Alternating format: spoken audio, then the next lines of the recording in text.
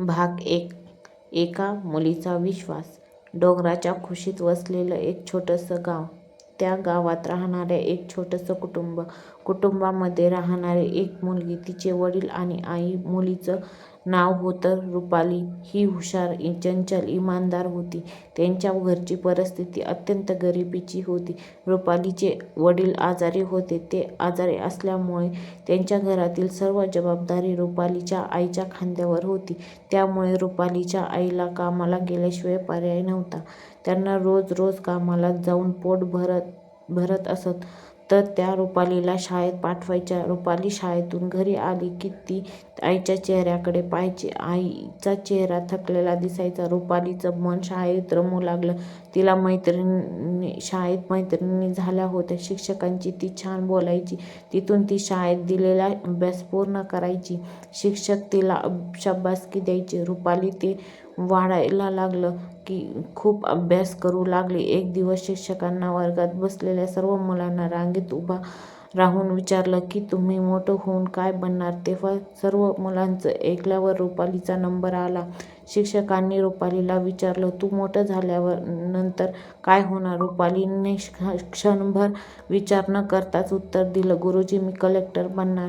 हे उत्तर ऐकून बाकीचे मुलं मुली तिच्यावर पाहून हसू लागले. रुपालीने मान खाली घालून उभा राहिली.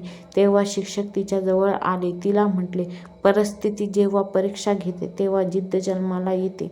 हे वाक्य तिच्या मनाला रुजलं. तिने जिद्दीने ठरवलं, मी कलेक्टर बनणारच.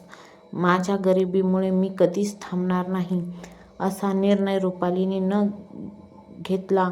रुपाली जेव्हा घरी गेल्यावर आपली आई काम करून आल्यावर ती किती थकून येते हे तिला दिसत होतं. जेव्हा जेव्हा ती तिच्या आईकडे पाहत असायची तेव्हा तिला आणखी मोठं बनायचं स्वप्न तिच्या मनात येत असत. मला माझ्या वडिलांसाठी काहीतरी करायचं आहे, माझ्या आईसाठी. हे लक्षात घेऊन तिचं मन अभ्यासच करायची. पण रुपालीकडे वेळ खूप कमी होता. तिला आईला सकाळी कामात वेळ द्यावा लागत होता. तिथून पुढे ती शाळेत जायची. शाळेतून आल्यावर आईला येईपर्यंत घरातली छोटी मोठी कामे रुपालीला करावी लागत. एके दिवशी शाळेमध्ये सहल जाण्याचा निर्णय सर्व गुरुजींचा झाला होता. गुरुजींना सर्व मुलांना मुलींना विचारलं, कोण कोण येणार सहलीमध्ये? रुपाली सोडताना सर्व मुली हात वरती केले. गुरुजींनी रुपालीला विचारलं, रुपाली, तू का बरं नाही येणार सहलीमध्ये? तेव्हा तिने उत्तर दिलं, माझी आई आजारी आहे, मला तिला मदत करायची आहे.